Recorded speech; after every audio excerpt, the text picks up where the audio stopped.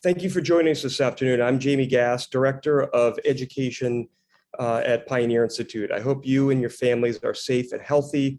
Welcome to our second webinar about our new book, Hands-on Achievement, Massachusetts National Model Voc-Tech Schools. This event is focused on the Voc-Tech successes in Western Massachusetts, Springfield, and Worcester. Before we begin, the powers that be asked me to mention the audience will be muted for the webinar.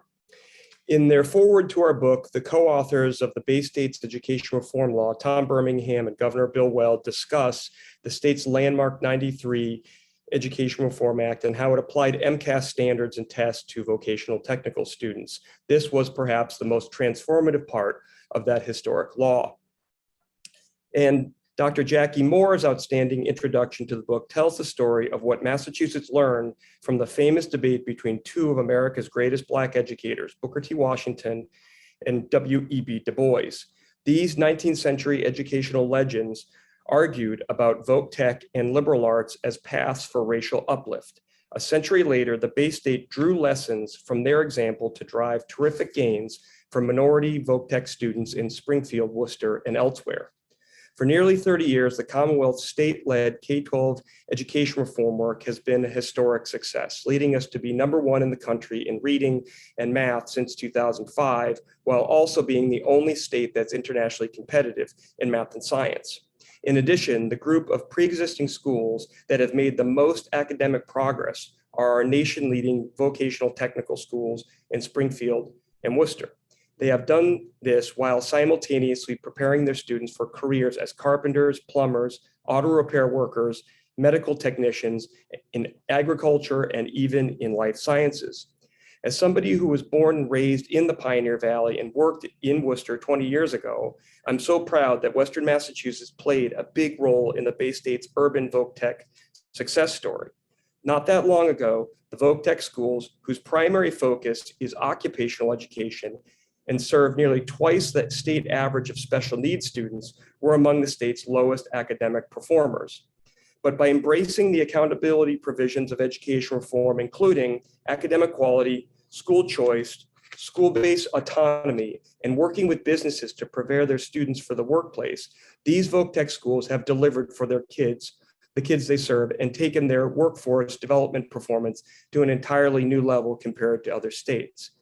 That is, by using the tools of education reform, the Massachusetts Voc-Tech students now score on par with or higher academically than their peers in comprehensive high schools. They produce students who are prepared for careers in trades and industry while achieving academic results, high graduation rates, microscopic dropout rates, and having more than 5,000 students on wait lists. How did this all happen? I'll let our book co-authors and distinguished speakers provide more of the details, but I'd like to quickly offer 3 big picture thoughts to help frame this topic. #1, school choice matters. The fact that the Voc-Tech schools are high schools of choice, where the students also choose their occupational track and have great results, is not a coincidence. Choice in education counts, and we know that when students can select their own educational paths, they tend to be more invested in succeeding, both academically and in their careers. Importantly, the Voc-Tech schools' student-centric cultures deliver stellar results for kids. #2, occupational education grounded in quality academic content matters. The MCAS test was controversial, but what got less attention was the academic content taught and tested in Massachusetts. MCAS standards, with their firm grounding in the liberal arts, reading and math, is the secret sauce. Training chefs, carpenters, plumbers, electricians, and medical technicians in the 21st century, not to mention preparing young people to own and run their own businesses, requires the strong ability to read, write, and command numbers, as well as communicate verbally. The Voc-Techs alternating between academic subjects and occupational education has made a big difference. Finally, #3, partnerships with businesses matter. Massachusetts, which doesn't have many natural resources, thrives by its wits in industry. For decades, the Voc-Tech schools have built close relationships with businesses, trades, and employers of all kinds for advice, apprenticeships, and career placements. These Volk Tech schools serve a very practical purpose by supplying our state with the human capital and workforce it needs to compete in the 21st century global economy. In sum, for nearly 20 years, Pioneer has authored research papers on the successes of the Volk Tech schools. We have produced this book to remind policymakers why our state is #1 in Volk Tech education, but also to serve as a laboratory of democracy to share our best practices with other states. I'd like to thank Allison Frazier and Bill Donovan, whose Pioneer papers comprise many of the chapters of the book. I remain grateful to Fred Savoy, a longtime friend of and leader in the Volk Tech community, who wrote our concluding chapter and is also working on his own larger history of Volk Techs in Massachusetts. With us this afternoon, we have David Ferreira and Chris Sinicola, co-editors of Hands-On Achievement, Massachusetts National Model Vocational Technical Schools. These two guys did a fabulous job with this book. Dr. Sheila Harry, Superintendent Director of Montechusett Regional Vocational Technical School and the former principal at Worcester Technical High School. Kevin Mccaskill, Senior Administrator of Boston Public Schools Office of Secondary Schools and the former principal at Putnam Vocational Technical Academy in Springfield. And last, Jim Brosnan, Superintendent of Northern Berkshire Regional Vocational Technical. And last but not least, Tim Murray, President and CEO of the Worcester Regional Chamber of Commerce. Please begin. We'd like to please begin with David Ferreira.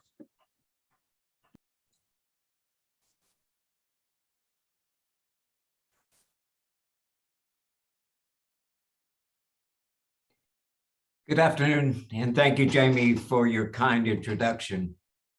Let me begin with a huge thank you to the Pioneer Institute as a whole, who have for many years supported the Massachusetts vocational, technical, and agricultural education. They've produced the white papers, editorials, held seminars, and now a book in support of our mission, and most importantly, the students we serve. I've spent my entire professional career in vocational technical education, and despite my youthful appearance, I have personally lived and witnessed the incredible evolution of our schools. Unlike Jamie, who grew up in the Pioneer Valley, I grew up in southeastern Massachusetts in the city of New Bedford, which today is one of our gateway cities. In the 60s, there were only two options for high school, New Bedford High School or New Bedford Volk, which at that time was a city school, and only had about 20% of the high school age population. New Bedford Volk, unfortunately, was perceived as a school for other people's children, for children who learned with their hands, for children that were not college material. Ironically, a graduate of New Bedford Vocational is the same person Jamie just described, Dr. Wilfred J. Savoy. He's the author, as Jamie mentioned, of the concluding chapter of our book. Today, Greater New Bedford Regional Vocational Technical High School actually has a larger student body than New Bedford High does, with a total population of 2,110 students. It is truly the school of choice. But during my career in Massachusetts vocational technical education, I had the pleasure of witnessing and participating in the evolution of an educational delivery system that ended up being second to none. What has developed is a whole new pedagogy, as Jamie Gass just described it, as a student-centric culture, a whole new experiential model, a type of hands-on education that blends both technical competency with academic proficiency. A dual career path where its graduates can choose to further their education at the post-secondary level or go directly into the workforce or an apprenticeship program. The result is that we have become schools of choice, where you can accomplish two things. You are able to choose a high school where you will become college ready and prepared to enter the workforce directly with saleable skills. We are most fortunate to have panelists who have been deeply committed to the unique challenges of urban schools and the geographic challenge of having schools spread far apart in Western Massachusetts.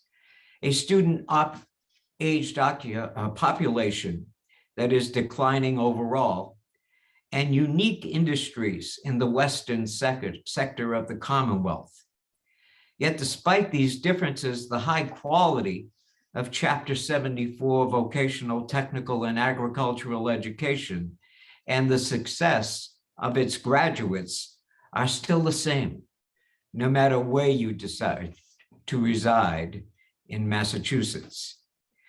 Massachusetts Vocational, Technical, and Agricultural Education had a serious challenge back in 1993 with the passage of the Education Reform Act. From schools that originally spent half a year in shop, quarter of the year teaching related theory, related math, and blueprint reading, and only a quarter of the year in academic classrooms. Hence, schedules were changed to half vocational and half academics for 1 or 2 week blocks at a time, alternating back and forth. The state developed vocational, technical, and agricultural frameworks comparable to the curriculum frameworks in academics that were developed for each of the 45 technical programs the state approved. These frameworks included academic competencies necessary for passing the competency standards for a high school diploma. The standards were taught in an applied context that paralleled the vocational skill competencies for that particular trade or career path. We called it applied integrated instruction. I had learned early in my career as a first-year teacher at Diamond Regional Vocational Technical High School in the gateway city of Fall River that teaching theoretical or classical physics was impossible. It needed to be applied physics, where Pascal's law or Bernoulli's principle made sense to the automotive student, or the Pythagorean theorem was relevant to carpentry students when determining angle cuts for rafters on a roof in a post and beam construction. And the results have been incredible. Naturally, it was not without resistance in the early years of changing pedagogy, but over the time, the data became clear. Regional vocational students achieved the lowest dropout rates, 0.6%, compared to a statewide average of 1.8%, 3 times lower than the comprehensive high school student. And the vocational, technical, and agricultural schools have the highest graduation rates in the Commonwealth. And this is being accomplished while having a much higher percentage of special needs students.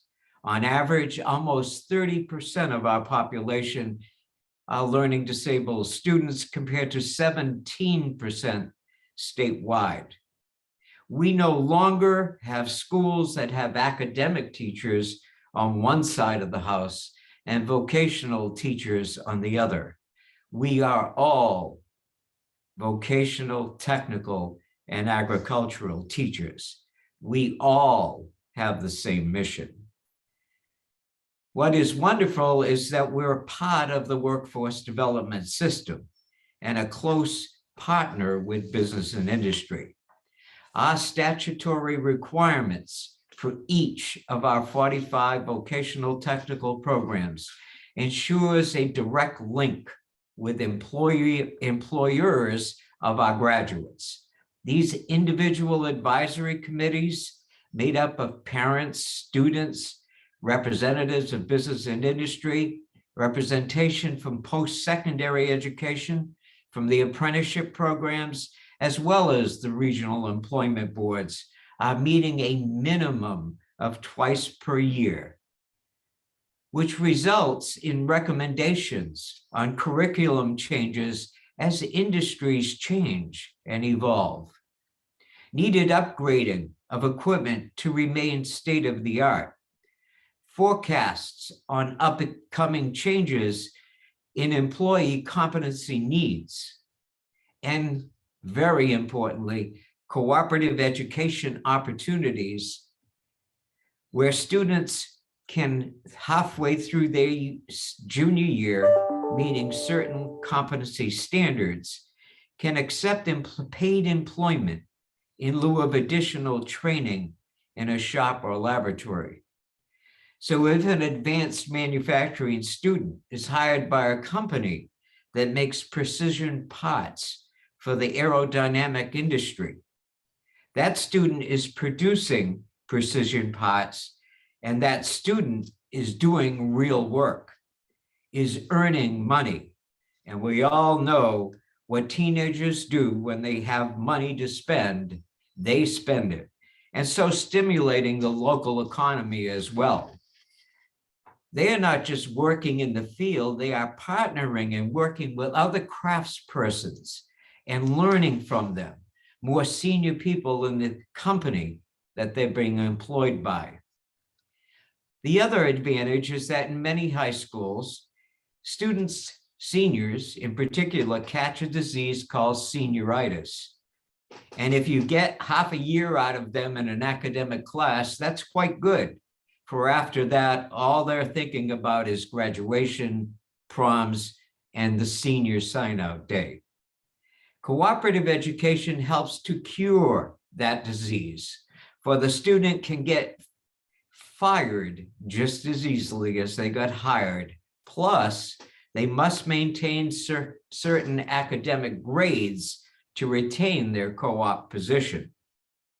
We've also developed statewide agreements with all community colleges across the Commonwealth, and they are based on individual career paths that provide advanced standing for an associate's degree in the student's chosen field, as well as articulation agreements, which grant advanced standing to students who go into the labor force, particularly in union shops and trades. Just last week, we had the opportunity to actually witness the fact that at Southeastern Regional Vocational-Technical High School, some of their graduates had dual graduations. They not only graduated with their diploma from Southeastern and their credentials in the vocational competencies, but they also graduated with an associate's degree. 31 of them from Massasoit Community College already as a high school graduate. They're an associate degree holding member of the workforce. Really amazing.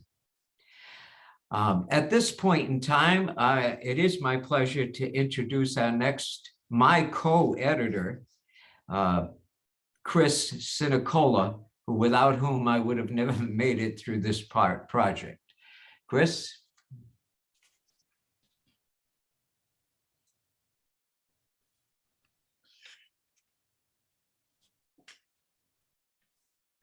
Thank you so much, David. Thank you, Jamie, and fellow panelists for the opportunity to have another, I'm sure will be a very interesting hour and a half discussion. I wanted to begin, just give a little bit of background. Without even trying, Jamie, David, and I seem to have covered the geographical basis of Massachusetts with a Western, a Southeastern Mass lead off, and then my roots are Central Massachusetts, born and raised. And my perspective has been that of an observer and a reporter for 30 years until the last several years when I went into the dreaded private sector.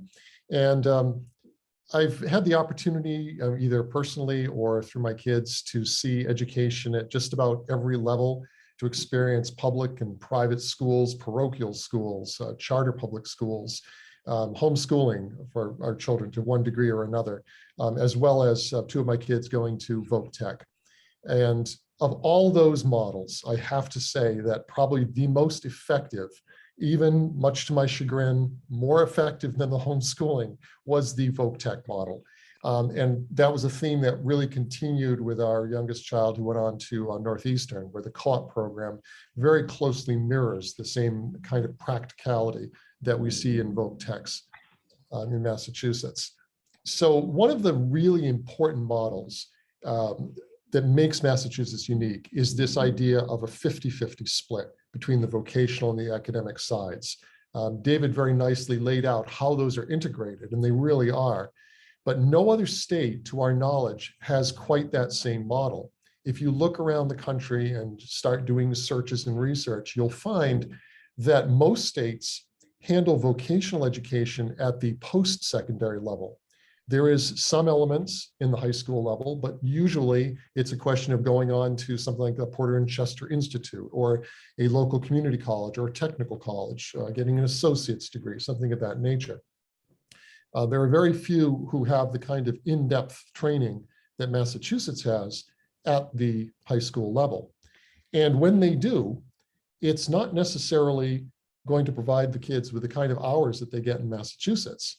For example, in Kentucky, where we did a little bit of research into their vocational programs at the high school level, they state that some students will have up to 1/3 of their education devoted to CTE or career technical education. That's still quite a bit short of the 50% that students in Massachusetts are getting. So we've seen this, and we've seen it for years.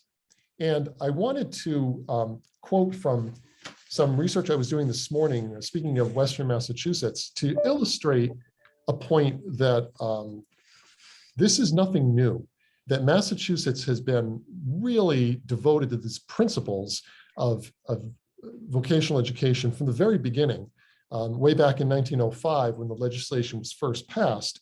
But then I'm quoting here from a City of Springfield report from 1920, and it states here that it seems probable that through misunderstanding on the part of the public, the distinctive value of the courses for girls at the technical high school has not been sufficiently appreciated. In Central and Commerce, the courses cover only the field that should be familiar to every girl as a future homemaker. That's a little bit dated, but it's 1920. In the technical high school, they do this also, but they do far more. They equip for vocations in which women may earn a livelihood. This difference in aim of the practical courses for girls in our high schools should be better understood by the public than it now seems to be. They were commenting at that time in language which we, of course, find a little bit dated, that even then the public didn't understand what resources were actually available to students in the city of Springfield. That, thankfully, has changed. It's changed everywhere. But the point for the research that we did with the book and the case that we're advancing here is that Massachusetts has held on to these principles for well over a century now. There have been many changes over the years. We speak in the book of 3 generations of schools, beginning with the industrial schools, which were very clearly set up to provide workers for industry. In the city of Worcester, for example, for industries such as wire and steel production. And then in the second generation of schools that came along in the 1950s and 60s with the post-war boom, when the beginnings of the computer information ages came on, and we were all terrified of Sputnik and the Russians and the space race. And there was the National Defense Education Act in 1958, followed by some legislation in the 1960s that really gave a boost to the funding for vocational technical education. And then gradually through the 70s and 80s, leading up to education reform, much attention was paid to the needs of students with disabilities, students, minority students, women. And then in 1993, of course, we had the Education Reform Act in Massachusetts, which opened what we call now the 3rd generation of schools. And there's probably a 4th generation to come. Who knows what form that will take. But throughout all those changes, Massachusetts has held fast to these principles, and the speakers who will follow me will illustrate that in ways that I cannot, and sharing their expertise. I wanted to spend a couple moments too to address one of the points that I think is really essential about vocational technical education in Massachusetts, and that is the remarkable achievement that urban schools have recorded. When education reform was passed, one of the themes, and certainly as a reporter, this was drilled into our heads, that the comprehensive schools and these charter schools, because charter schools were new at that time, are going to feed off one another. They're going to have this wonderful dialectic and everyone's going to become better. I think that's happened to some degree, not as much as people had thought it would. All schools in Massachusetts have done better over time. David spoke earlier about a 1.8% dropout rate in comprehensive public high schools, which is really very good compared to most of the country and very good compared to what it used to be in Massachusetts. And the rate, of course, is even lower among the Voc-Tech schools. But the real surprise for me in looking at what has happened since the passage of education reform is not that the charter schools did well, which they have, and they've become part of the educational landscape, but it's the Voc-Tech schools, which have become the superstars, to the point where you now hear people complain from time to time that, oh, you can't get into the Voc schools anymore. There are long waiting lists. That is true. That's another topic that has to be addressed, is access and expansion. And some of our speakers can certainly speak to that as well. One point that I wanted to cover as well, there was in a previous webinar a question about what are some of the fads, educational fads that the Voc-Tech schools have resisted or maybe have paid less attention to. We hear a lot about social emotional learning, for example, and feelings, and there are lots of debates about these things and the introduction of things like critical race theory and on and on. All of those are topics which have their time and place for debates and discussions, and views will always vary on them. But as a resident of a vocational technical district, Blackstone Valley District in central Massachusetts, as a taxpayer, as a parent, I like when I go to the website and I see Valley Tech's 2022-2023 courses: English, math, science, social studies, and electives, including Spanish, literary lab, introduction to the writer's voice, biomedical science, and in grades 10 and 11 and 12, you have advanced biology, AP chemistry, AP biology. This is hardcore academics. This is what taxpayers like to see. It's what prepares students for the future. And it's, I think, one of the great strengths of Voc-Tech education is that while they certainly welcome all students, and I think do a tremendous job with all students from all backgrounds, whether they are English language learners themselves or come from families with fewer opportunities, as so many urban students do, they achieve by almost every metric. They exceed the achievements of students in other comprehensive high schools. With that, I'll just give one more thought before turning to the next speakers, and that is that in the foreword, I chose a quotation from Cicero, which says, "It is not by muscle speed or physical dexterity that great things are achieved, but by reflection, force of character, and judgment." And the point I was hoping to make there, and I think it's been borne out thus far, is that while Voc schools do a fabulous job with all the technical things, with the audiovisual and the automotive and all the rest, the leaders of those schools and the folks that you're going to meet and hear from next are people who exemplify force of character, judgment, and reflection. These are the qualities that are going to guarantee that Massachusetts's Voc-Tech community remains a model for the nation for many years to come. So I'd next like to introduce Dr. Sheila Harry, and it's all yours. Thank you, Chris.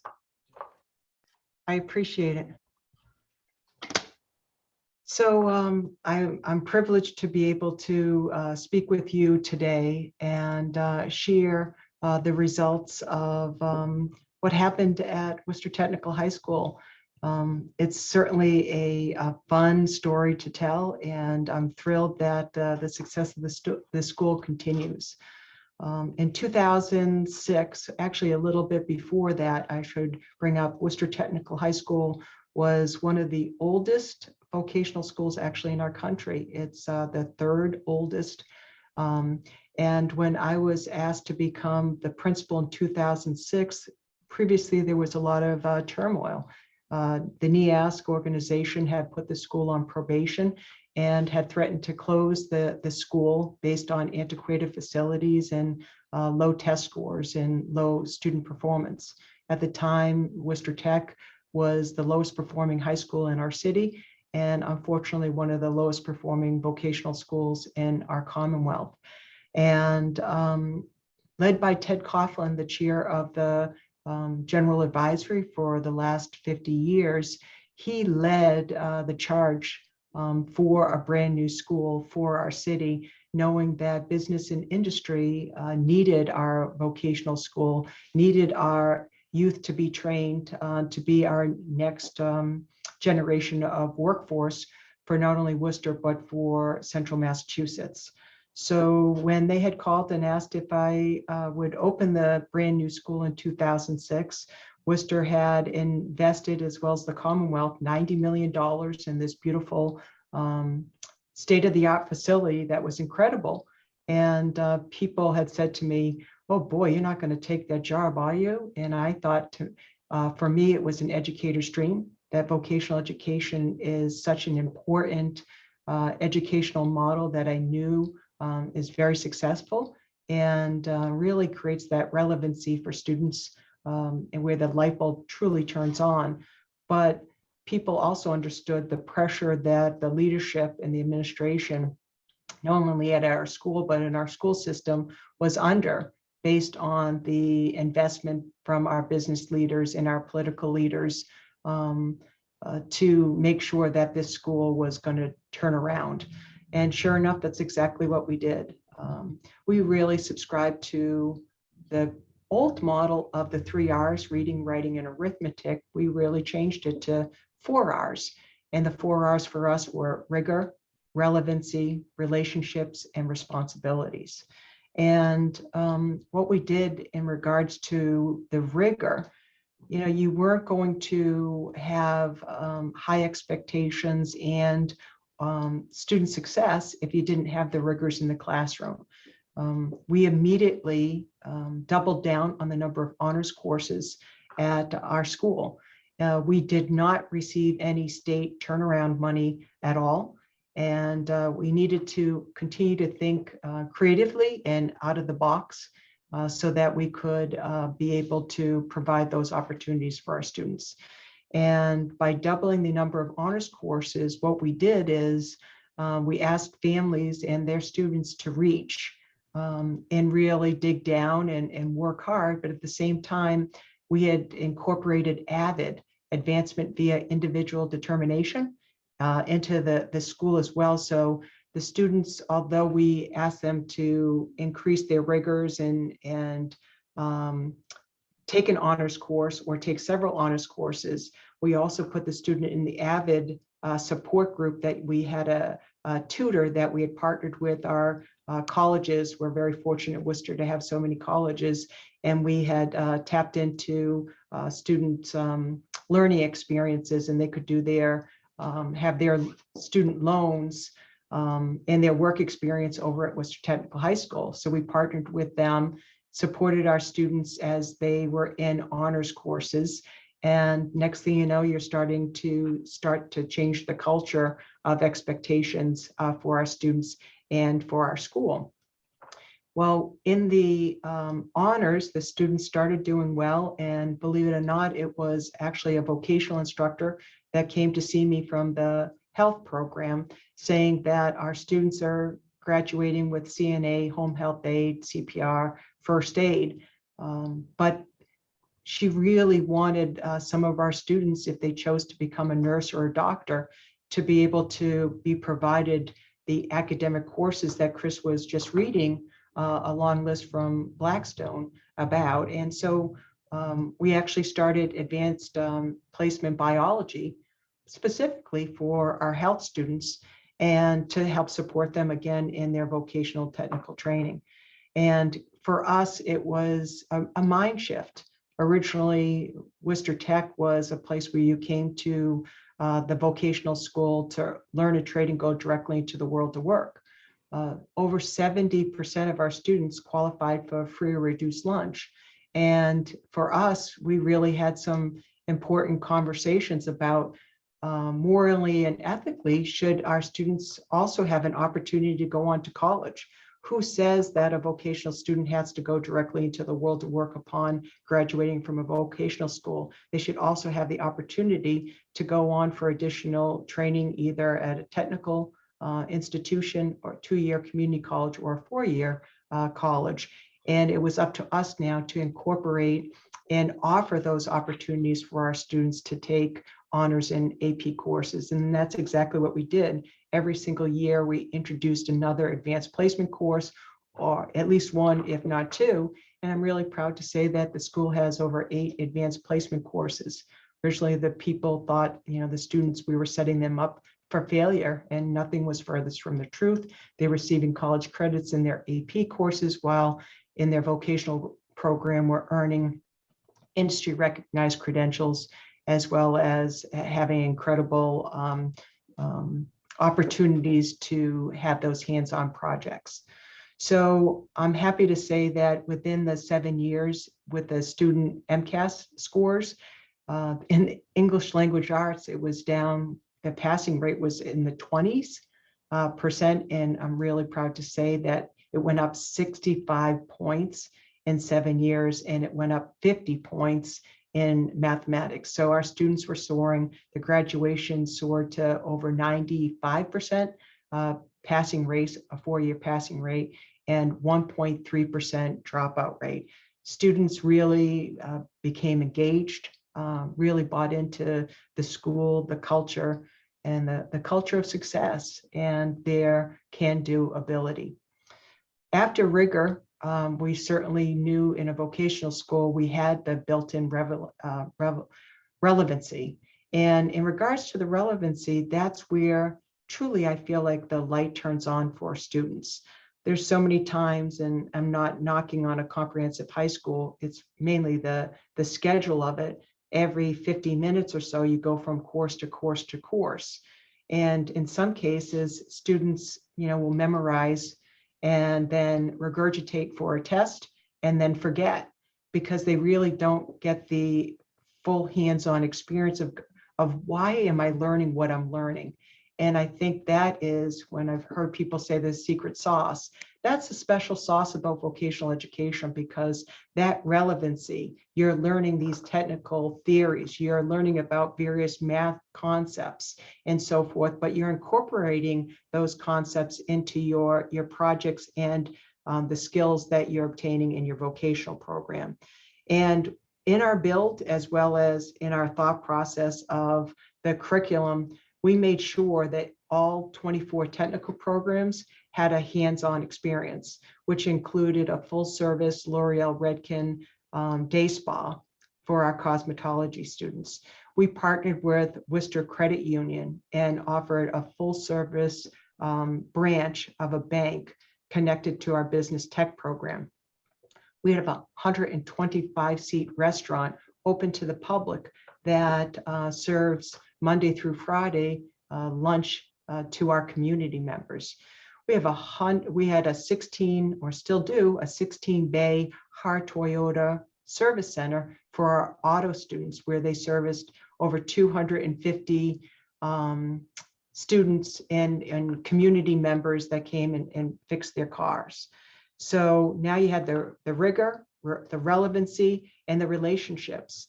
The relationships were wonderful. We had over 400 business leaders, part of our general advisory led by Mr. Ted Coughlin. And obviously they gave us co-op opportunities and internships and donations and so forth. But a unique partnership we had was with WPI.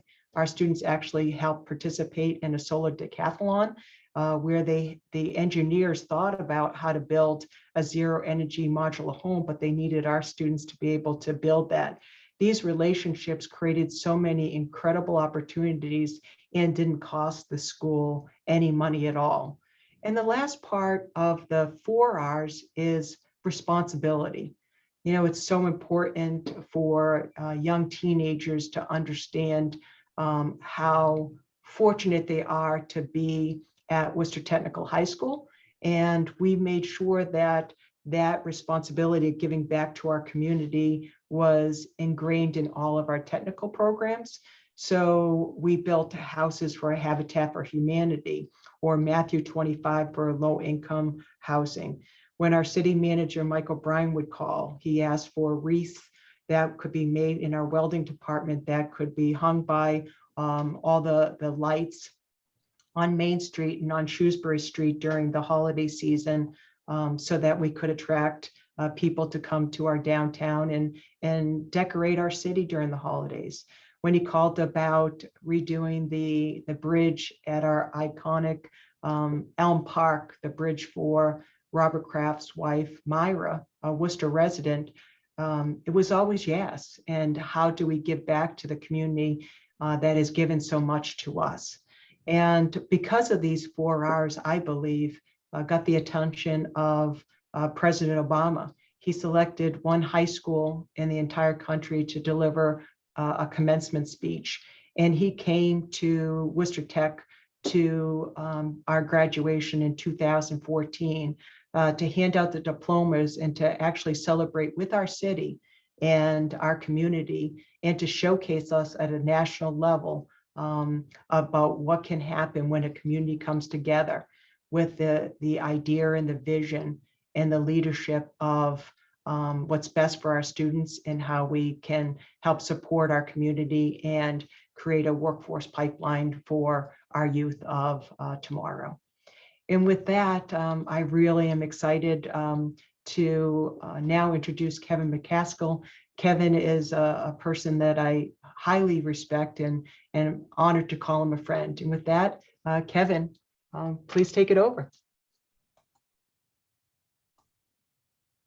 Thank you very much, Sheila. You are much, much too kind. And also for Jamie, thank you for having me on. I truly appreciate the Pioneer Institute providing me this opportunity.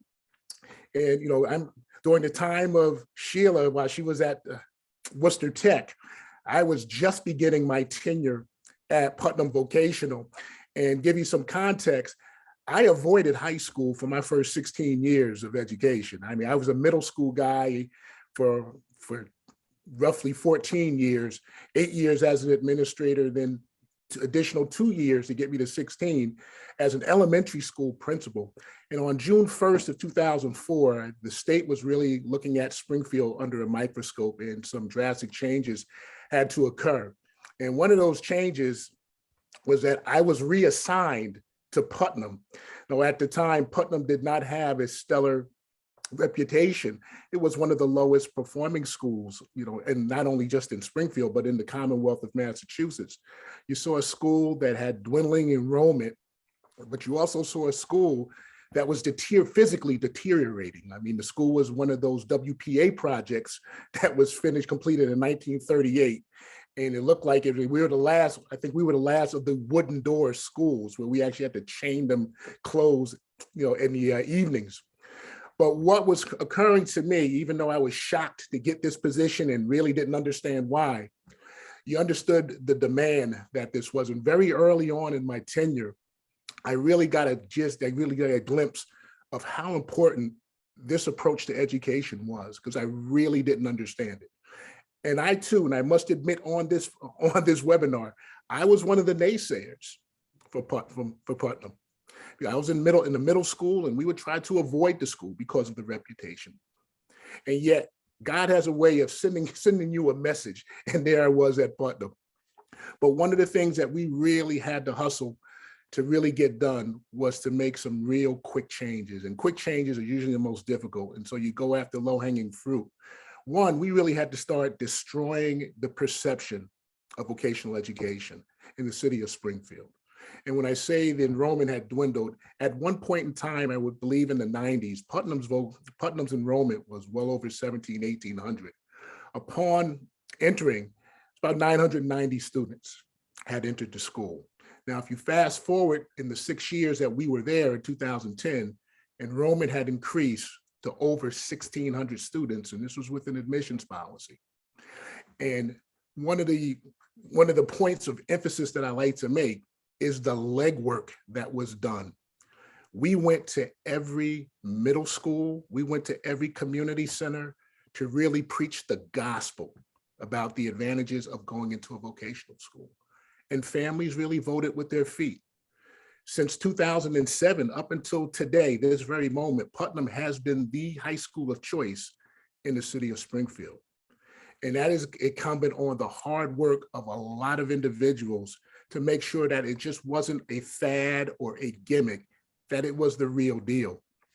When we talk about performance, 2004, upon entering Putnam, I believe the proficiency or better rates for English language arts and math were 14% and 12% respectively. And under any circumstances, that's unacceptable, especially when we're talking about students. This is primarily students of color, roughly 88 to 90% students of color achieving at this level. So that was one of the marching orders, not just from the Commonwealth of Massachusetts, from DESE, but it's from the city, from the mayor to the superintendent of schools at the time, Joseph Burke. We've got to really got to make some headway with this. So that all started pretty much right from the ground of understanding what is the important pieces that we really got to put time in. The time, and I can't commend the teachers and the vocational instructors and the community enough for spending the extra time. We didn't just work from 7:15 to 2:15. That work lasted well into 5 o'clock and 6 o'clock. And for the most part, unpaid. We had teachers that were dedicated to making sure that we're providing every opportunity for students, not just to pass an MCAS test, but to improve themselves so they could have options. And it proved over 6 years to work out. I mean, we had from a 14%, I think we improved by English language arts by 30% over the 6-year period. And then English language arts, math improved by over 30%. The graduation rate, which was roughly below 49%, over 6 years jumped over 70%. And let me tell you, Gil Traverso, who was principal, who took the reins after me, and George Johnson, who took it after him, they have just hit it out the park. Now Putnam's over a 90% graduation rate. And the work has just been tremendous. You go and you talk about dropout rates. The dropout rate was 33% at this school. Fast forward 6 years, we got it down to 6. And again, I look at, the work of Gil Traverso and George Johnson, it's under 1% today. And so a lot of work has been put into this, but again, it was a group effort. It was not one person, it was a team, and a team of hundreds making sure we made this happen. One of the other pieces was programming.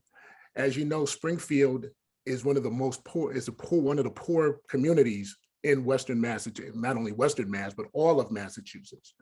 And some of our students are coming in at a social disadvantage perspective, as well as a learning deficit perspective. So making sure that we really honed in on our tier 1 teaching and learning, but most importantly, we provided supplemental programming. And we were big with tutoring. Tutoring lasted every single day, including Saturday. Saturday school was one of the biggest hits of our programming. Saturday school lasted for 22 weeks. It was a haul, and people thought we were crazy to have it that long, but it worked. We started out in 2004 with 10 students in Saturday school.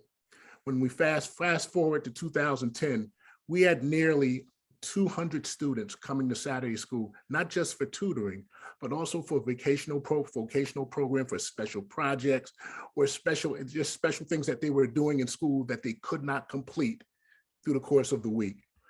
We also relied on our partners, and some academic partners, such from the Collins Reading Program that we initiated school-wide, to JFY Net with Gary Kaplan for mathematics. They were just tremendous partners. And it just wasn't for one side of the house. It was for both sides of the house. And one of the things when we started these, especially with the writing program, it was, you hear the vocational staff, well, I'm not a reading teacher, I'm not an English teacher. And the retort was, we're not asking you to.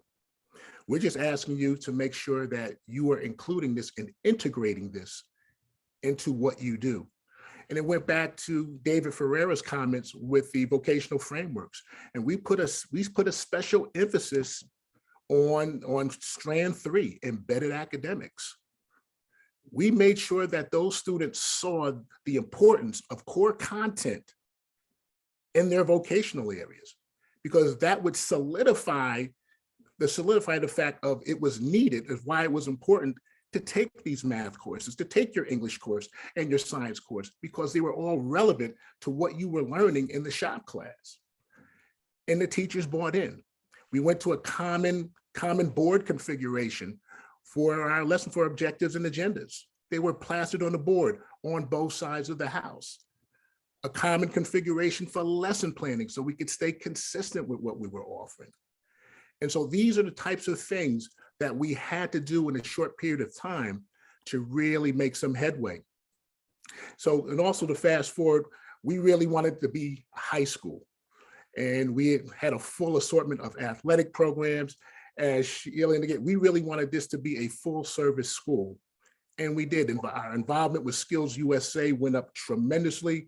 But most importantly, all this work was endorsed by local officials, mayors, the late Charles Ryan, as well as the current mayor, Dominic Sarno, school committee people, the late Antoinette Pepe, as well as Marjorie Hurst. They were just tremendous champions for the school. And that led to, in 2009, the plan for a new building, which was much, much needed. And I was there to dig the dirt in 2009, and I left in 2010. But a $115 million facility out there, which is tremendous. And I owe it to the hard work of all the partners, both near and far. You know, David Ferreira, again, in partnership with him and Mava, have been tremendous. Colleagues such as Sheila Harry and Jim Brosnan, who you'll hear from. It was a true group effort. And I'm just so appreciative that we had the opportunity to do some great work in Springfield for not only the students, but the communities that make it up. So at this time, I'd like to have Jim Brosnan come to the fore. Jim? Kevin, thank you very much. Great to see you. Great to hear the story of Putnam. I want to thank you for my first visit to Putnam all those years ago. Sheila, same thing. My visit to Vocational High School in Worcester, having spent the early part of my career at the old boys trade in Worcester and know the 1908 building. So those are great stories to hear. I'd like to talk a little bit about Western Massachusetts, encompassing a little bit of what Kevin spoke about in terms of vocational education here. There are little different twists. What we're faced with is certainly rural areas, the 8 schools that are very unique, and the one collaborative, the Lower Pioneer Valley Collaborative that offer vocational programming. They vary from Putnam in Springfield with 14 or so, 1,500 students, to Taconic in a new physical plant that's 3 or 4 years old and now gaining more and more programs each year for another 500 or so enrollment. So those schools service about 5,200 students in Chapter 74 vocational programs. They represent about 120 different majors.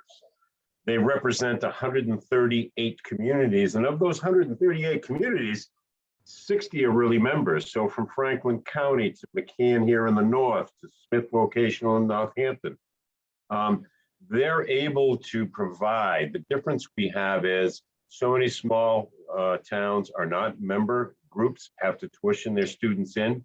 The difficulty is because of our enrollment surges in all of our programs, we're finding it difficult to admit those students because we do not have room, therefore we have waiting lists. And so we're looking to the future to say that's one of the most difficult issues for us in Western Mass. We have rural, we have both vertical and horizontal miles, up and over mountains, around rivers. How do we get there? Who is closer? These are the issues we deal with. That my trip to Franklin County is 50 minutes to an hour if I'm going to see another colleague's school. If I'm going to Putnam, I'm an hour and 20 minutes away. Although people think it's Western Mass, we're around the corner.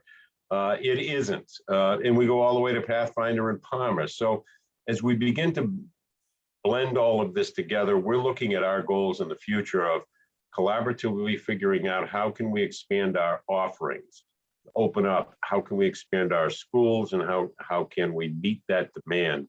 Demand being the surge of the parent and the student wanting to seek the vocational education, as you've heard collectively here by all of the speakers talking about the engagement and the uniqueness of vocational schools. They're all true.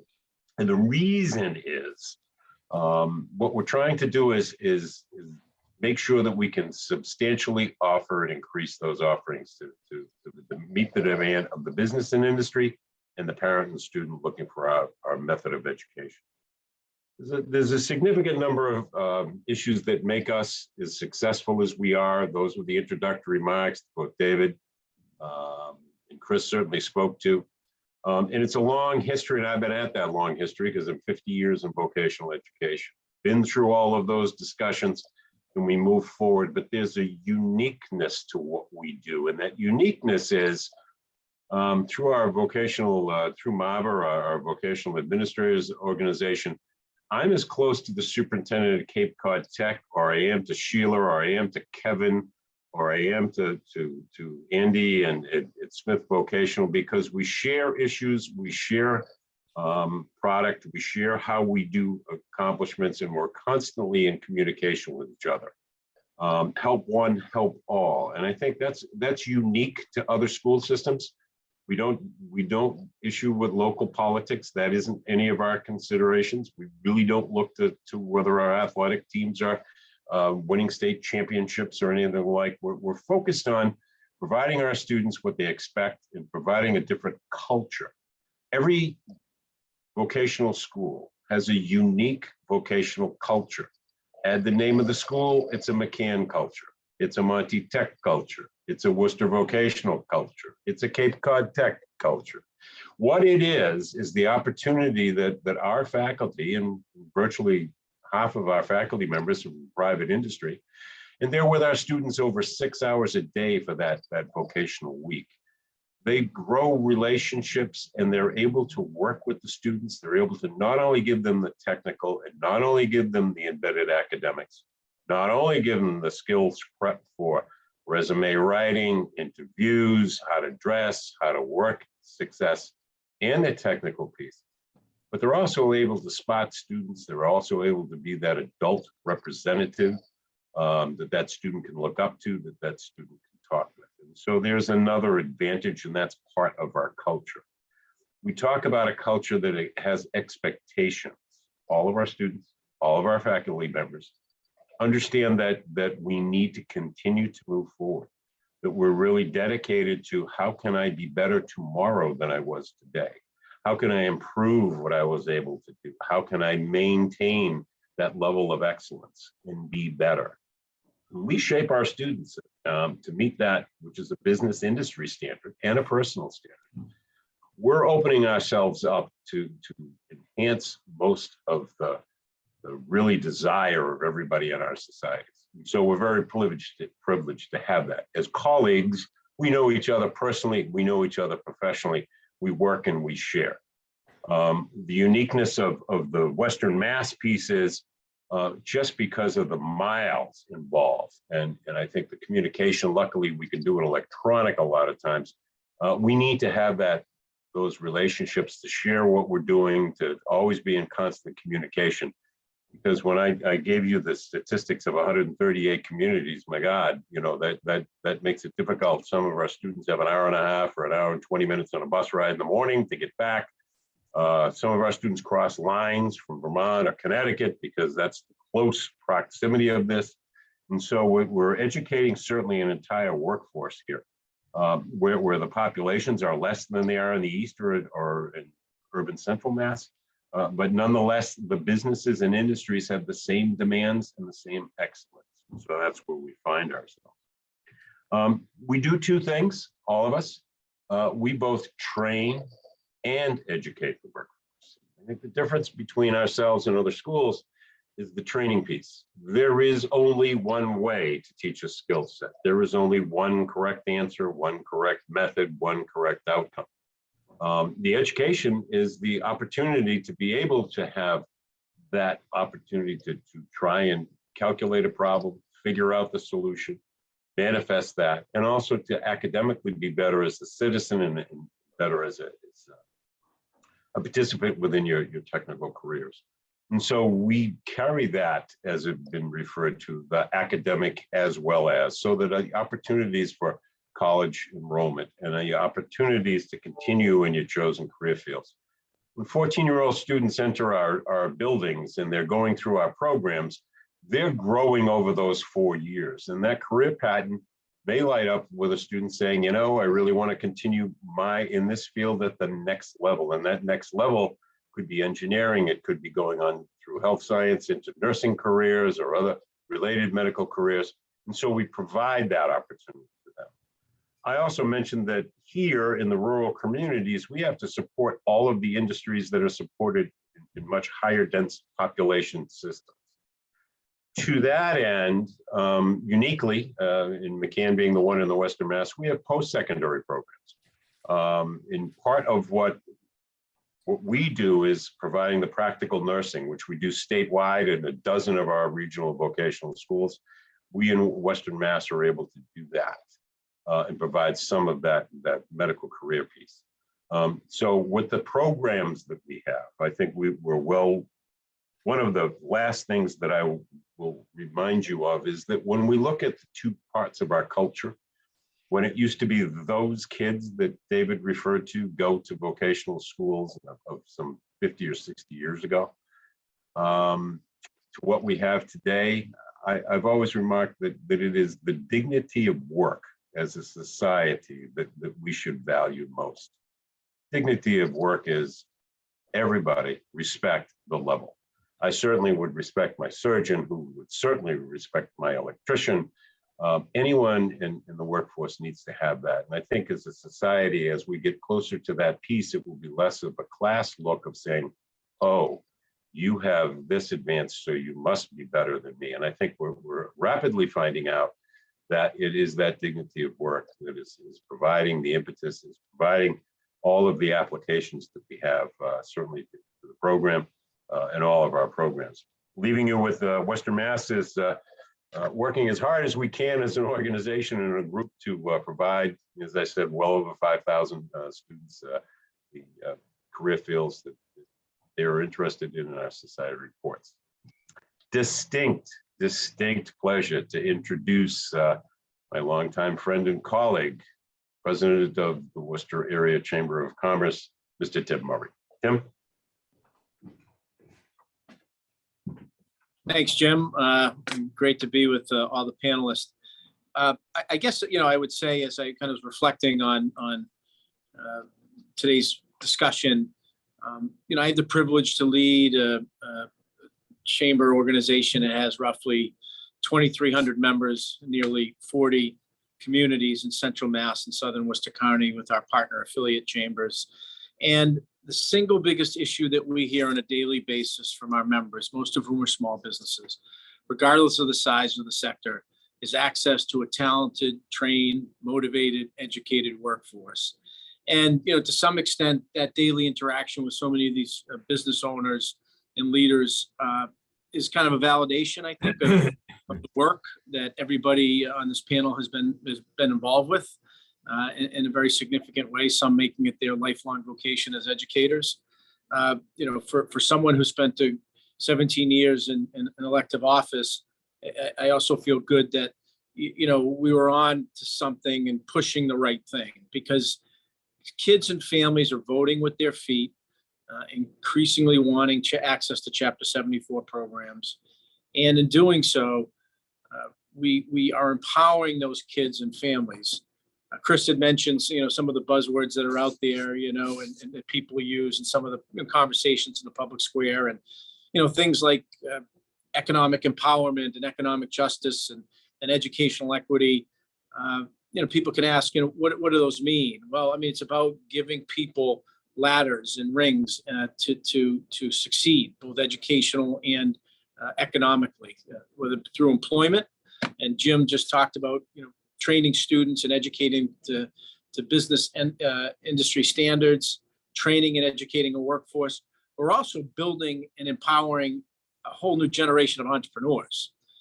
One of the things that's clear in my observations of 32 years in different ways, watching vocational technical education, is you see a lot of individuals who go on to create their own businesses, which is really important in every region of the state. And having had a chance to visit all of the vocational technical schools across the state, regional, those in district, some of the collaboratives, some of those districts that just have a select number Chapter 74 programs, they, in most instances, exist to serve the regional economy, which is really important. So we think of economic development and educational policy that benefits the whole state. Our vocational technical schools and Chapter 74 programs are integral to that if we're really serious about having regional economies that are working and growing and thriving. So, we're going to continue our work. And one of the things that we did is establish the Alliance of Voc Tech Education in 2015 with a cross-section of organizations. And thank you, Pioneer Institute, for being part of that group and advocating for additional resources and expansion of vocational technical school programs. It's the right thing to do for our students and their families. It's the right thing both short and long term for our employers and regional economies. And with that, I think we have a little Q&A. So I encourage the panelists to turn on their cameras and unmute as you're called. Great. Thanks so much, Tim. And really, thank you so much for all the leadership that you have provided on this topic for many, many years. So we've got a handful of questions here. We're going to kind of move through them, try to move them quickly. I'll start with Dave Frere. You served as the head of MAVA, statewide Voc Tech Administrators Association. What can other urban Voc Tech schools across the state learn from the in-district urban Voc Tech success stories in Springfield and Worcester? Well, after listening to the leaders of Putnam, the leaders of Worcester Tech, and our other North Adams resident, Jim Brosnan, there's no question that these are models that others should emulate. State-of-the-art facilities is very important. I think Kevin alluded to that. If you have a building that was built in 1930 and you're trying to entice kids to come in, that's quite challenging. So those are the kinds of things you got to think about. And number one is having a champion like Tim Murray or like Mr. Coughlin, whether they're from business or political, you have to have a champion. Great, thanks so much. Chris, the book has an introduction about the turn of the century debate between Black educators, Booker T. Washington and E.B. Du Bois, who actually incidentally grew up in the Berkshires, about Voc Tech and the liberal arts for racial uplift. What are some of the lessons for us today? Well, you couldn't find two more eloquent, interesting, and important figures than Booker Washington and Du Bois. Both men had extraordinary achievements, very different backgrounds and circumstances. Washington born into slavery, Du Bois born free in Western Mass. And they had quite different takes on education. But I think the lesson is that we really need both. Washington spoke very eloquently. If you haven't read Up From Slavery, by all means, put it on your reading list. It's an extraordinary book. What he faced and the odds he overcame are inspirational. Whatever your background and circumstances. And he made the point that wherever you are, the dignity of work is hugely important, a point that both Jim and Tim made particularly eloquently, I thought. And Du Bois came from another perspective and said, well, we really need liberal arts as well and inspiration. They're both right. We need to have it all. Thanks. Dr. Harity, you talked about the various VIPs. So Education Secretary Arne Duncan, President Obama, Colin Powell that came and visited Worcester Tech. Could talk more about that? What was the sort of the characteristics that all these national leaders found in the performance of the school and the relationship between the business and the community?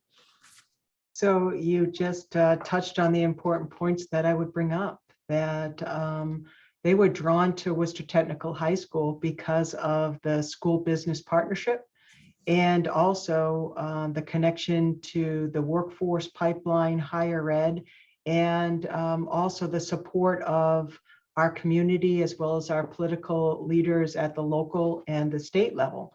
It really was a successful model. And I would always say very humbly, if we can do it, anybody can. And the student success in urban education, so many people have tried to do it, and a lot of resources have gone into turnaround models. And Worcester Technical High School truly is a national model that can be replicated across the country. Worcester is the second largest city in New England, and to have a citywide vocational program that represented the demographics of our city, that had this much success with these many people involved. And again, everybody at the table had a can-do attitude and was in on the lift. It wasn't just leadership. It wasn't just the teachers. It wasn't just the students. It was every single aspect of the business, higher ed, community, parents, students, teachers, administration, political leaders were all cogs in the wheel that really turned the school around. And when the president came, it was to showcase it and put it on a national platform. And the same thing with Arnie Duncan as well. Great, thanks. Kevin, state policymakers and school leaders alike are focused on achievement gaps. Would you discuss the Massachusetts urban Voc Tech model and how it can help bridge these gaps? Definitely. One of the things I always say, similar to athletics levels the playing field. And I think vocational education does also. I think putting that emphasis on being skilled at a particular trade area will provide you with all the ample opportunity going forward across a number of industry sectors. And that's got to be embedded in people. That's why it has to resonate within individuals. And that's why I think with the adults, all the adults that are quote unquote in the room that touch every one of these students has to have that mindset being on that same page. From our counselors, making sure they're just not counting at who's going to be the valedictorian or what your grade point average is, but providing opportunities in a particular field where our counselors are also vocational counselors, where they understand where the opportunities lie across those sectors. Making sure our teachers are always pushing students to be well-driven, to be the best that they can be across the board. And making sure those partners are inside our schools, be it our vocational partners, be it our post-secondary partners, but most importantly, even our wraparound service partners. So they are really tending to the wellness of our students and making sure that they are going forward in the best possible way. So I think what we have to do is be very intentional with our approaches and be very purposeful with what we do going forward. Thank you. Jim, Western Massachusetts is a region that has borders with New York, Connecticut, and Vermont. Can you talk about the Voc Techs as a regional educational and workforce development resource? Yeah, certainly, Jimmy. Thank you. One of the unique pieces, both in the North and South counties that goes through the Pioneer Valley, upwards of Springfield, is close proximity to those borders. A number of companies are in Connecticut or in New Hampshire or in Vermont, in New York, that we support. Because our area towns border those parts of other states, those are communities that don't cross state lines. Those people are used to living in a community that's blended between towns across the border and consider themselves to be neighbors and businesses to be part of the economic development piece. So an awful lot of times, if you're in Westfield and you're working, unique part of that is the aviation technology program, which I'll hopefully address a little bit later, at Westfield is a pioneer opportunity, has Connecticut companies that it's tied to quickly, and those are large employers, and that satisfies that piece. I will have, in Franklin County, we'll have students from Vermont that will be here because they are the suburban town to North Adams, or they are to Turner's Falls. So there's a unique piece of us because we're in those border areas, both for employers and for students seeking that support. Thanks. So Tim, you're a former mayor, lieutenant governor, and now leader of the Worcester Chamber, who's provided an enormous amount of leadership on this topic. What are the state policies you'd like to see Beacon Hill enact to help support the Voc Tech schools in central and western Massachusetts? Just real succinctly, do everything they can to eliminate waiting lists. there should not be one child, student, or family, one student or family that has to wait or has turned away from vocational technical education.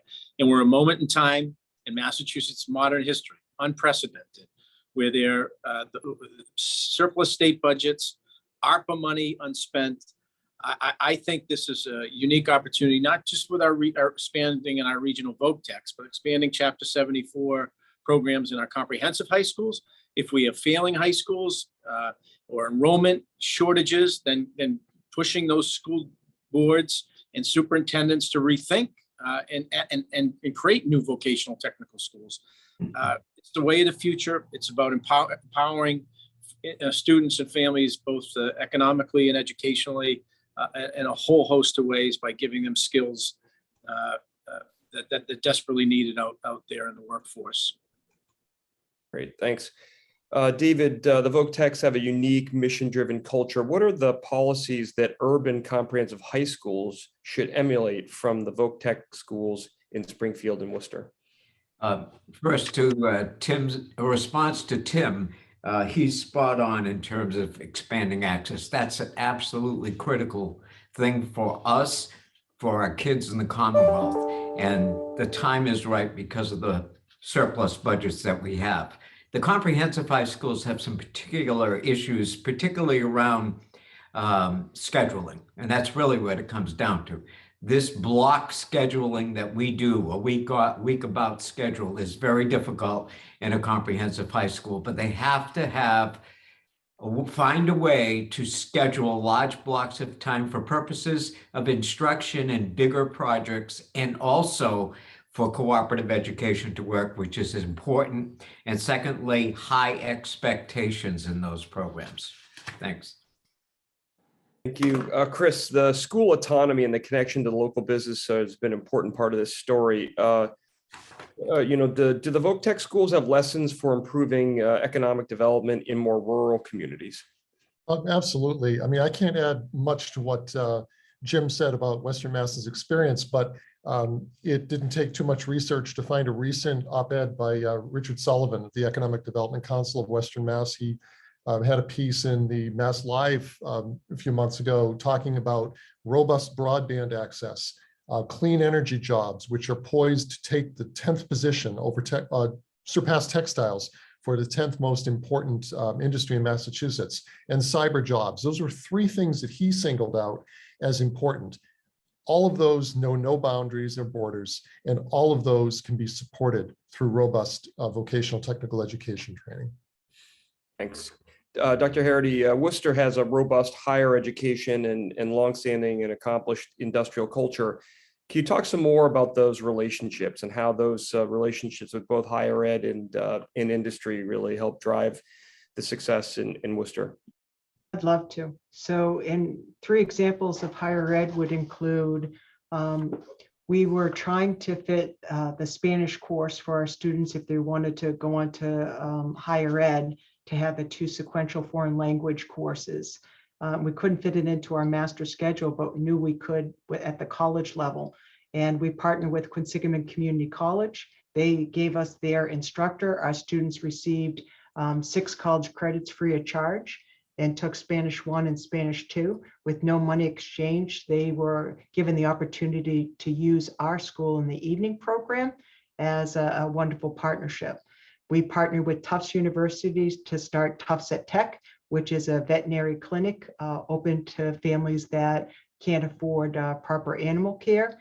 And then, as I mentioned before, the WPI Solar Decathlon, we were the only high school in the world. There were 23 universities that were asked to participate in the Solar Decathlon in Dayton, China.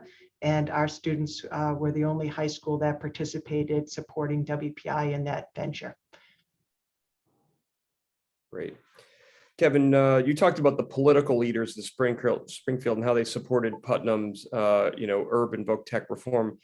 Could you talk about the role of the Pioneer Valley's local industries in supporting the school? Absolutely. Well, their role was paramount. And what I mean by paramount, they gave their time, talents, and treasures to our school. And I want to give a couple of examples. Bay State Health Systems, which I believe is still the largest employer in Western Mass, From day one on July 1st of 2004, they indicated that this is our school. This came from their CEO and their upper brass, that this is the school that they were going to support throughout, regardless of the perceptions. And let me tell you, they came through in a big way with respect, and not just monetarily. Everybody thinks you throw money at things that it automatically fixes everything. But they provided so much access and opportunity for our students to go in, do hands-on. They were the impetus of creating an outside academy for our health technology program. The program had grown from 70 students to 200 students. We couldn't fit it in the school. They provided us with another building about a mile from just to house that program. They put their money where their mouth was, and they were just truly a committed partner. The second would be the Regional Employment Board, headed by Dave Cruz over there in Western Mass. When it came to machine tool technology, now that we call it, Jim, I believe we call it advanced manufacturing now. But Jim got John Mitchell of Mitchell Machine and Buck Upson, and I think everybody, the old timers, we all know Buck Upson, of really creating this program. And I tell you that they formed a conglomerate to really cover us with programming, equipment, professional development, all through Western Mass, coming to one place in Springfield to support our fledgling program. And it was just a tremendous outpouring of support. And this is just two examples of many that I can go on ad nauseum about, but it was their commitment to these young people, this commitment because they saw their future workforce right before their very eyes. Great, thanks. Jim, Western Massachusetts is a large region with student enrollment that's spread out. Could you discuss how regional Volk Tech schools can serve as centers for communities and drive greater regionalization? I think purposely, simply because of our spread out nature of where we are and how we're located, we become the centers of excellence. And part of that is in partnership. I think Kevin has just referred to it, but the number of mass hire workforce boards that we're partnered with, and we touch in a number of them, probably 4 overall, that provides us as the center of excellence, place where training, especially incumbent worker training, takes place. We're able, because we have the equipment to provide that training in the evening, in the after school programs, those types of things. And that makes us the region person, the regional expert in that, in the natural go-to. We partner well with the local community colleges. And so we're cutting that horizontal and vertical mileage piece down by going to a Voc Tech, using a community college, and kind of spreading it out so people can easily access. Biggest part of Massachusetts' difficulty is the broadband, a lot of weakness that we have here that's not apparent to anybody else in the East, and also the public transportation systems that don't exist in that. So by reducing the distance between person to needing the training and the training facility is what we all work at as hard as we can here, but we still have to work on those 2 areas to improve it. Thanks. Tim, how do you think New England can use the Voc Tech schools to compete as a region in the global economy? Well, we know companies, as I mentioned from the outset, access to talent, and we exponentially increase that talent. And when we are expanding vocational technical schools, we are empowering students with the technical skills and competencies that the workplace expects of them. If they graduate from high school and right out into the workforce, they are workforce ready. If they go on to college, they go to college and graduate from college work ready because of their experience as well as student at the vocational technical schools. We want to compete as a region. We've got to expand vocational technical education across the board. Thanks, David. Could you discuss the lessons from the Massachusetts agricultural Voc Tech schools that could be a model for the other states or other regions of the country? Well, one of the big advantages is that they have the autonomy and control because they're either county schools or a regional part of a regional Voc Tech system, or they're independent, like Smith Vocational and Agricultural is out in Northampton. So that autonomy of control and decision-making and leadership is very important in order to build strong programs. Plus, they have both the ag programs and also the animal science programs with concentrations under each of those. So there's a spot for every student who has a particular interest in that area. Great. Chris, you've had a long career in journalism. What advice do you have for the Western Massachusetts Volk Tech community about making their case of their success to the press and to the public? Right. Really the same advice for a school anywhere, which is you have great stories to tell. We've heard some of them today. You've got to tell those stories, but you've got to control the narrative because the media is pressed for time and can be lazy, quite frankly. I've seen it for years. Get reporters on site. You've got to show them so that they understand these things and see the success in person. Don't let them make a phone call. Secondly, get your most articulate, bright, and diverse students out front. Have them speak directly. Don't be afraid of the media, but marshal your data. Give them absolutely no excuse to change the narrative or to deviate from the script, because the stories that the Volk Tech community have to tell are simply superb, and they need a wider audience, and that will lead to the kinds of changes that we want to see. Thanks. Dr. Harry, you led Worcester Tech and are now at Monty Tech in Fitchburg. Could you discuss the lessons Volk Tech school leaders in less urban areas should emulate from the larger urban Volk Tech schools like Worcester? That's a great question. So when I was at Worcester, we had over 400 business leaders helping support our school, led by Ted Coughlin. And Ted was fantastic. He was like a second father to me and certainly a mentor. And Ted actually brought me out into the community, and I got invited to the tables of so many CEOs in urban, in Worcester and in the surrounding areas. He was able to open doors to make those asks and to raise millions of dollars to help support our education and training programs at Worcester Tech.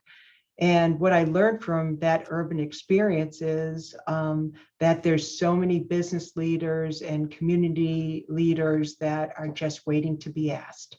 So when I came to Monty Tech, I actually wanted to, when we had started the Tufts of Tech program at Worcester Tech, it was way too small. I mean, it's a great program and it's extremely successful, but it's in a tiny little footprint.